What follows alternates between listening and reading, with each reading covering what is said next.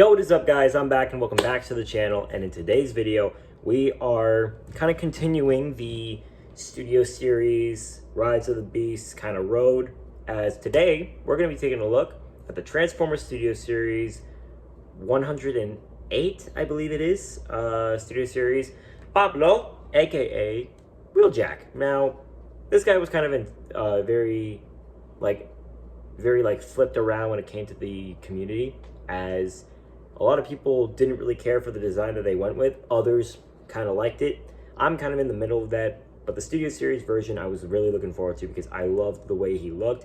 And we compare that thing to the mainline, not even a competition.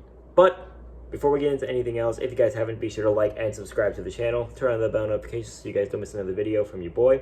And definitely be sure to stay tuned, as I have a very, very special figure I'm going to be reviewing pretty soon actually, so be sure to keep an eye out for that. But with that, let's go and get into the review. Alrighty, here we are with the Studio Series 108 Wheeljack from Transformers Rise of the Beast. Now, the movie actually just recently turned a year old, which is just insane to me. I don't know how this movie is already a year old. I refuse to believe that.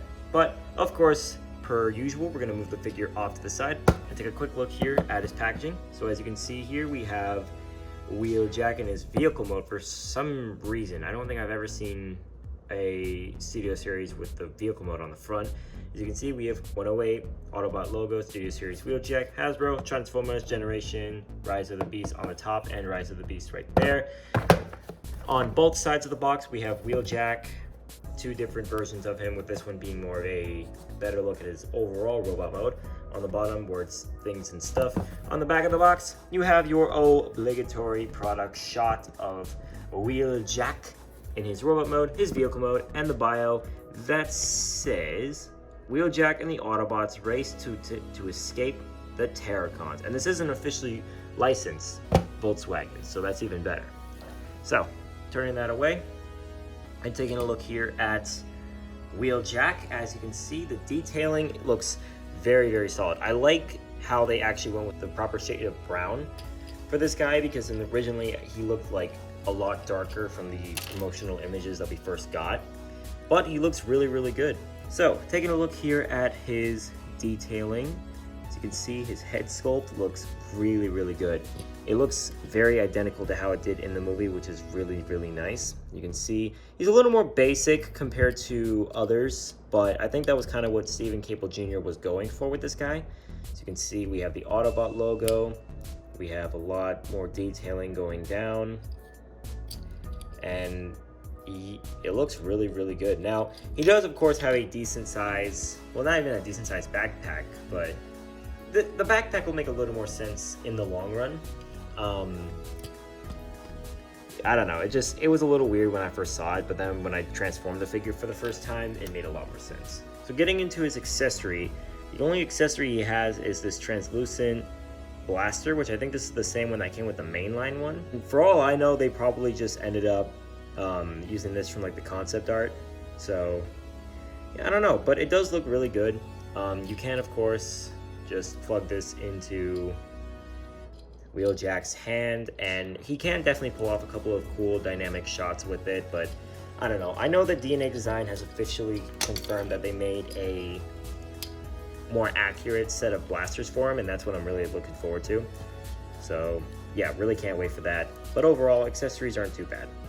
Now, getting into his articulation, you do get a somewhat tight ball joint at the head. He can look up decent amount, he can look down another decent amount. The doors are on a hinge joint here and a swivel here. The arms are on ball joints. They can't go all the way around because of the doors, but that does allow you to move a decent amount. The shoulders can move out, they can move up. That's more for the transformation. You do get a swivel here, and you do get about a 90-degree bend. No wrist swivel, unfortunately, but that's all right. You do get a waist swivel.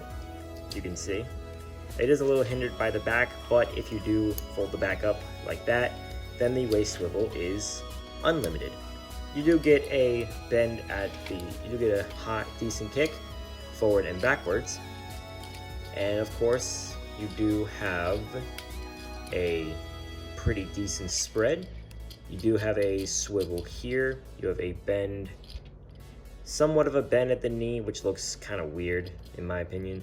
You do get an up and a down at the foot, and the foot is on a pivot. So there you go. So there is Wheeljack's articulation. But what about his scale? Well, let's go ahead and get into that. Alrighty, so for some comparisons, here he is with the Voyager class battle trap, as these two did kind of go at it in the final battle, very slightly though. So as you can see, he scales pretty decent with a modern Voyager. Here he is with the Rhino mode for Rhinox, which, as I showed in my Rhinox review, you can recreate the classic hilarious scene of Rhinox pretty much launching Wheeljack into the stratosphere. Not literally, but you guys get it. Here he is with the Studio Series Leader Class Scourge with the DNA Design upgrade kits. Now, as I said in my upgrade kits core class review, Scourge's height is not changed by the DNA Design upgrade kit, so he's still the same size. So there you go. And finally, here is Wheeljack next to his fellow Autobots, mainly the ones from Peru. I am waiting on getting a new copy of Bumblebee before I do a review of him, so stay tuned. But yeah, no, honestly, this team is already looking fantastic, and I'm honestly loving it. Wheeljack scales like perfectly with these guys, so there you go. Now, getting to his transformation. This guy has a very intriguing transformation, and you guys are gonna see that. So let's get into it. So the first thing you're gonna wanna do is you're gonna wanna take the arms, fold them out to where these inside bits are facing outward, and you're gonna fold them up. So basically you want the ball joints to be exposed. Then you wanna fold these up. It's mainly to get them out of the way. Then you're gonna take the back piece, fold it out. You're gonna take the doors, fold them down as well. And then you're gonna take this whole torso bit, you're gonna move the seat belt pieces back, flip this up, and then rotate this around like so. Now comes one of the more intriguing parts of this transformation. You wanna take these doors, move them back, and then you wanna take the arms and bring them down while at the same time rotating the shoulder to try to fold it into there. Now the key thing is that you do not want this door to get stuck on the arm, if that makes sense. So there's a tab here that goes into this tab or in this slot. Do not let them get like mixed up, because otherwise it is going to be an absolute pain to get it fixed up. So now you're gonna wait to tap in the door. You're gonna do the same thing on the other side. So just fold this all down. You just gotta be very cautious because there's a lot of clear plastic here. So once everything is locked in, good to go, then you're gonna take this piece here, which is now going to become the front of the vehicle mode. Now, what I like to do sometimes is I like to take a little piece and use it to fold it out because it likes to be very stiff. So you're just gonna go ahead and fold this down, and it's gonna kind of lock into place right here. And then, as I mentioned, you're just gonna go ahead and tab in the doors. Like so. So there's the front. Now we're gonna focus on the back. So what I like to do is I like to rotate this pretty much about halfway. That allows me to fold one of the sides up. Now, depending how you do the transformation, the doors might come untabbed. Just keep that in mind. And then you're going to re-rotate this back, and then you're going to kind of use the hinge. You're gonna kind of use like the joints on the arms to refold it back up. Okay. Now, another thing is that you got to make sure that the seat belts are fully pushed in, and then once they're fully pushed in, then you got to kind of like fiddle around, make sure that this is all straightened out, And then you're gonna bring this all in. Assuming that it all tabs into place, like so. And then there are 2 slots on the inside of here, and there's 2 tabs here and here. You want to try your best to align them.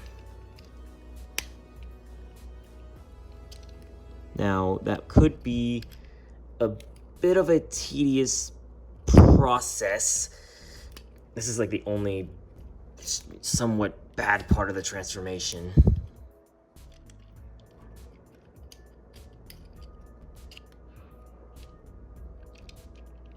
Okay, so once you do that, you're gonna fold these pieces up, and I guess now you can go ahead and just take the feet, fold in the heel spurt, and then fold in the feet. That would make it a little easier. You're then going to rotate these pieces around, fold out these bits, and you're going to bring the legs down. Now there is a peg here that goes into this peg here.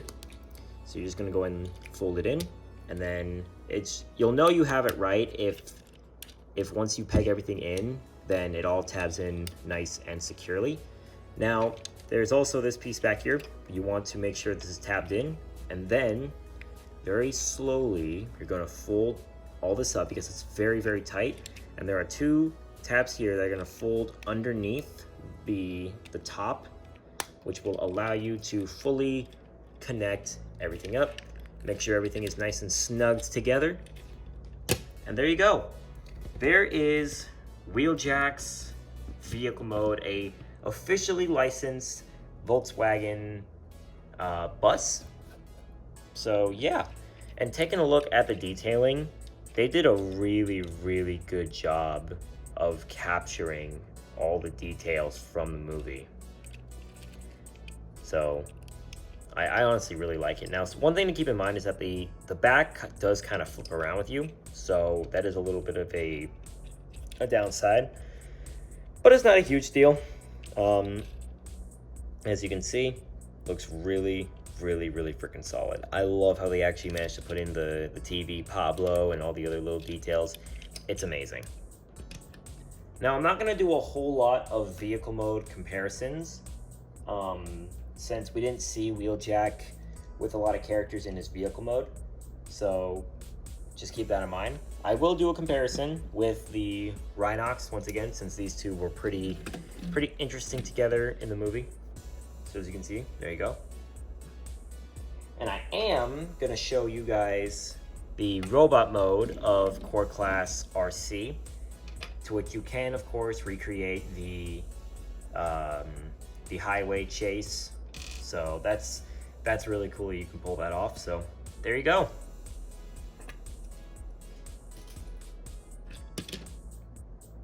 And of course, to wrap up this review, we got to take a look at this man's backdrop. So we're gonna go ahead and pull it out.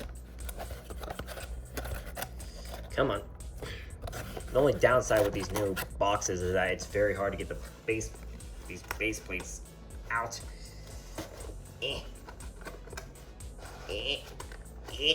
Come on. There we go. Jeez. There we go. All right. So here we go. Here is the backdrop, and we can, of course, put Wheeljack right into there. So there we go. And of course, it is the the battle on the I think it's like somewhat of a highway. I honestly do not know what this is, but yeah, it's like the highway chase that was like halfway into the movie, which this was probably one of my favorite scenes. So it's very nice to have this kind of work together. But I guess it's now time to go ahead and get into my overall thoughts. So, what are my overall thoughts on this figure? Definitely not the best Studio Series Rise of the Beast figure, but it's definitely not the worst. I'm gonna go ahead and give him a solid 7 out of 10. The transformation is a little tedious, and the limited articulation is also not the greatest either, but nonetheless, he's still a good figure. if you find him and you're trying to complete your Rise of the Beast Autobots or just your collection in general, I'd recommend this guy. If you're not really looking to get him or you didn't really care for him in the movie, you can skip him. He's not like, it's not like you have to get the figure. But overall, those are my thoughts. And that's gonna go ahead and mark the end of this video. I really hope you guys enjoyed. If you haven't, be sure to like and subscribe to the channel. Turn on the bell notifications so you guys don't miss another video. But I really hope you guys enjoyed this video. That is your boy, Venomous Prime, signing off. Have a good day, have a good night. Until all are one.